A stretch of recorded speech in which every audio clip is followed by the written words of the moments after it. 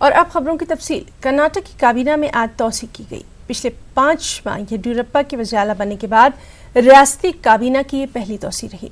बेंगलुरु में मुनक़िदा खास हलफबरदारी तकरीब में 17 अरकान ने काबीनी वजीर की हैसियत से हलफ लिया। एक रिपोर्ट।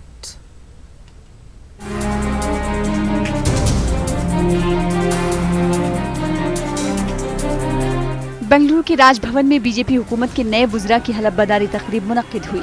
गवर्नर वाजूभाई वाला ने 17 वज़रा को ओहदे और राजदारी का हलफ दिलवाया।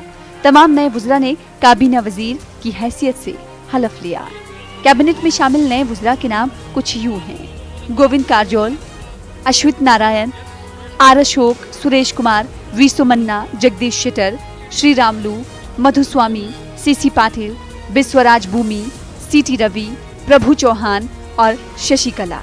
काबीना की तश्कील के बाद पार्टी में एक जानिब खुशी का माहौल है तो दूसरी तरफ गम और गुस्से का भी इजहार किया जा रहा है। बीजेपी के चंद सीनियर एमएलएज ने खुलेआम अपनी नाराजगी जाहिर की है। येदियुरप्पा की काबीना में लिंगायत तबकों की नुमाइंदों की अक्सरियत है, जबकि काबीना में एक भी मुस्लिम नुमाइंदे को शामिल नहीं किया गया है। सियासी तज्जिया निगार कहते हैं कि येदियुरप्पा के लिए हुकूमत चलाना आसान नहीं होगा। अब यहाँ पे हालात जो है वो अभी नाराज़ अराकीन का है और ख़ासकर बीजेपी का जो एक्सपेंशन है, मेरे ख़्याल से जो अंदाज से जो नाराज़गी चल रही है वहाँ पे अंदर, वो मुश्किल है वह हुकूमत चलाना इन लोगों को। और इसके लिए और जो है वो वजारत सबको तो दी जा सकती नहीं, लेकिन जो सीनियर हैं हमारे चित्रदुर्गा के तिप्पास्वामी ज़्यादा उनका एहतजाज है कि उन लोग से 6 टाइम जो है एमएलए हैं उनको भी नहीं दिया गया। पर्टिकुलर माइनॉरिटीज़ अक़लियतों को, उसमें पर्टिकुलर मुसलमानों को किसी को भी नुमाइंदगी नहीं देगी। और हम हिंदुस्तानी हैं और ये हमारा वतन है, तो जो भी कैबिनेट एक्सपेंशन होगा सोशल जस्टिस के मुताबिक वो मुसलमान को कैबिनेट मिनिस्ट्री देना ही चाहिए। नहीं देंगे तो साबित होता है कि इनका हिडन एजेंडा क्या है। रियासती काबीना में 17 अरकान की शमूलियत के बाद 16 नशिस्तें खाली रह जाती हैं। काबीना की तौसी में अमित शाह और बीजेपी के मरकजी लीडरों का असर नुमाया तौर पर दिखाई दे रहा है। येदियुरप्पा के कई हामियों को काबीना में जगह नहीं मिल पाई है। इससे वाज़े होता है कि भले ही बीजेपी ने येदियुरप्पा को क़यादत सौंपी हो, लेकिन हुकूमत का रिमोट कंट्रोल अमित शाह के पास ही है। न्यूज़ 18 उर्दू के लिए बेंगलुरु से रऊफ अहमद हल्लूर की रिपोर्ट। और वहीं कर्नाटक में बीजेपी हुकूमत ने एक बार फिर अक़लियतों को पूरी तरह से नज़रअंदाज करके रख दिया। रियासत की काबीना में अक़लियतों को नुमाइंदगी मिली ही नहीं। पार्टी के अक़लियती मोर्चे में नाराज़गी, मायूसी साफ देखने को मिल रही है। हालांकि पार्टी में अब्दुल अजीम, अनवर मान पार्टी, अब्बास अली, बोहरा, खुसरो कुरैशी जैसे कई नामवर लीडर मौजूद हैं, लेकिन कैबिनेट में किसी भी अक़लियती नुमाइंदे को जगह नहीं दी गई। इस सिलसिले में बेंगलुरु में हमारे साथी रऊफ हल्लूर ने अक़लियती मोर्चे के रियासती सदर अब्दुल अजीम से खास बातचीत की है।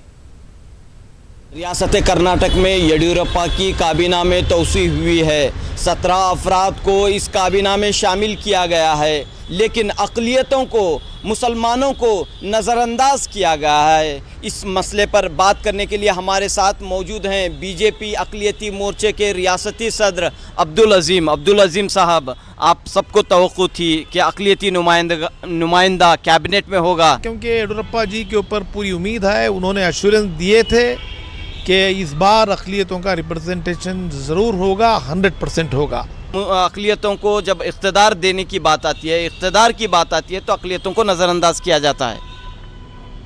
मुझे ऐसा नहीं लग रहा है। आपका नज़रिया अलग है, मेरा नज़रिया अलग है, क्योंकि मैं अक़लियत मोर्चा का प्रेसिडेंट हूँ।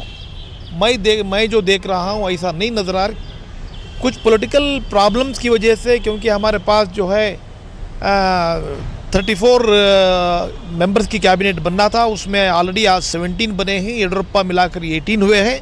अभी 16 सीट जो है बाकी हैं।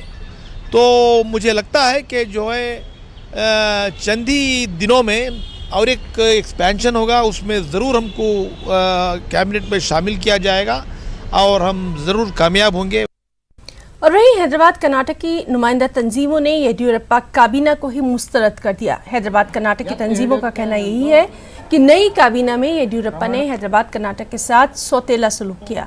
6 अजला पर मुश्तमिल खित्ते से सिर्फ एक नुमाइंदगी दी गई, जबकि बॉम्बे कर्नाटक से 6 और ओल्ड मैसूर से 11 अरकान को काबीना में शामिल किया गया। हैदराबाद कर्नाटक जनप्रा संघर्ष समिति के सदर लक्ष्मण दस्ती का कहना है कि येडियुरप्पा ने हैदराबाद कर्नाटक को नजरअंदाज किया है, जिसकी वो सख्त अल्फाज में मजम्मत करते हैं। जिला गुलबर्गा को भी मुकम्मल तौर पर नजरअंदाज कर दिया गया। जिला गुलबर्गा से बीजेपी के 5 MLA हैं, किसी को भी मौका नहीं दिया गया। ನಾನು KS ಈಶ್ವರಪ್ಪ ಎಂಬ ಹೆಸರಿನ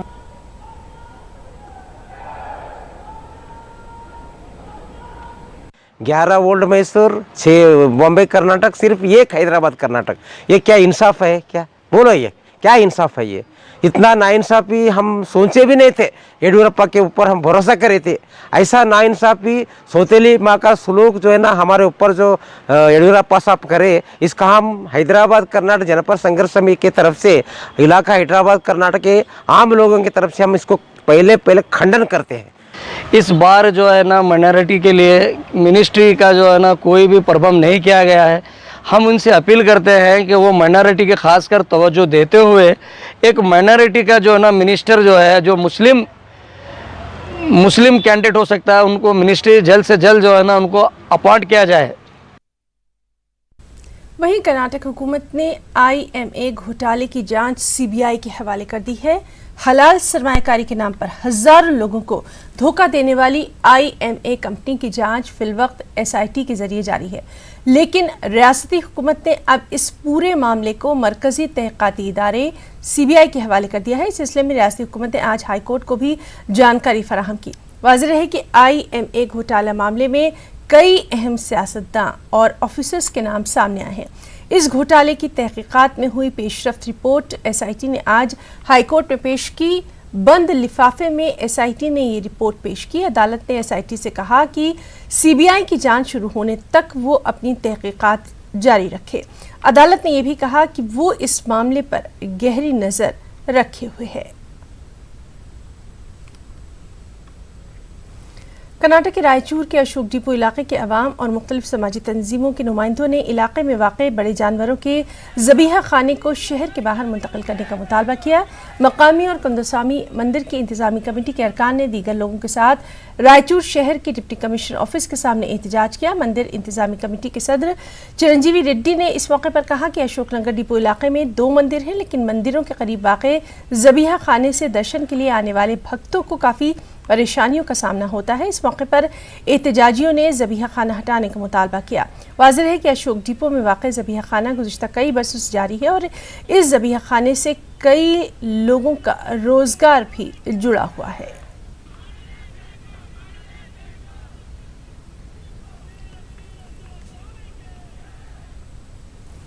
दोस्ती भाईचारगी के लिए अगर कदम बढ़ाए जाएं तो हर गली, हर मोहल्ले, हर शहर और हर इलाके में खुशगवार तब्दीली और चैन सुकून का माहौल ज़रूर देखने को मिल सकता है। बेंगलुरु की अगर बात करें तो बेंगलुरु का इंदिरा नगर इलाका इन दिनों इसकी शानदार मिसाल भी पेश कर रहा है। तो आप देखिए हमारी ये खास रिपोर्ट। मुझे इजाज़त दें। आदाब।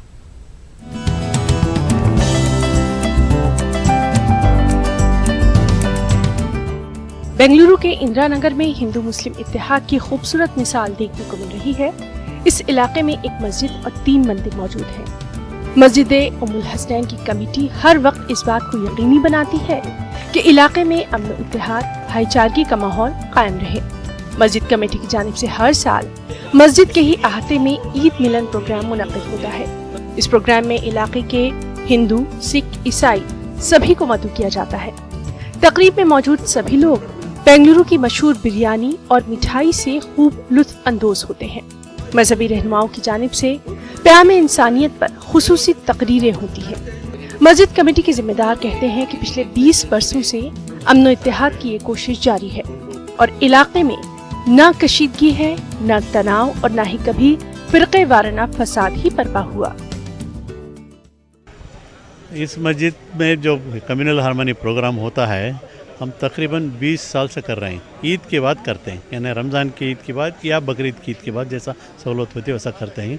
लोग इस वजह से करते हैं कि ना हर मज़हब के लोग जुड़ के मोहब्बत से, प्यार से ज़िंदगी करें।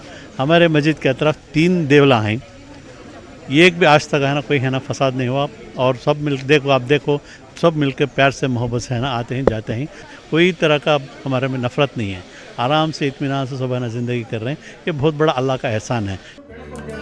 इस साल का ईद मिलन प्रोग्राम ईद उल अजहा के बाद मुनक्किद किया गया। मुख्तलिफ मज़ाहिब के रहनुमाओं ने इस मौके पर कहा कि लोग अपने अपने मज़ाहिब के उसूलों पर अमल पैरा रहें, क्योंकि कोई भी मजहब नफरत, तशद्दुद और दुश्मनी का दरस नहीं देता। अपने अपने धर्म को नहीं भूलना चाहिए और अपने अपने धर्म के ग्रंथ को पढ़ के उसी हिसाब से जब चलें तभी वे अपने महान हो जाएंगे, साथ ही साथ समझ में अच्छे हो जाती है।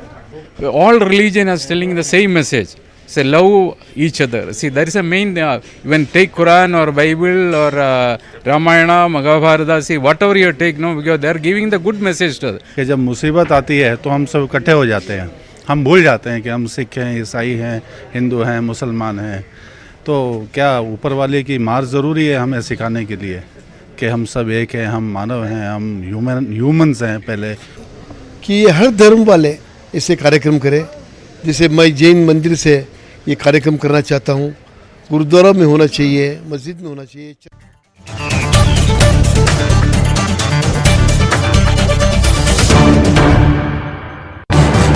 इस न्यूज़ हेडलाइंस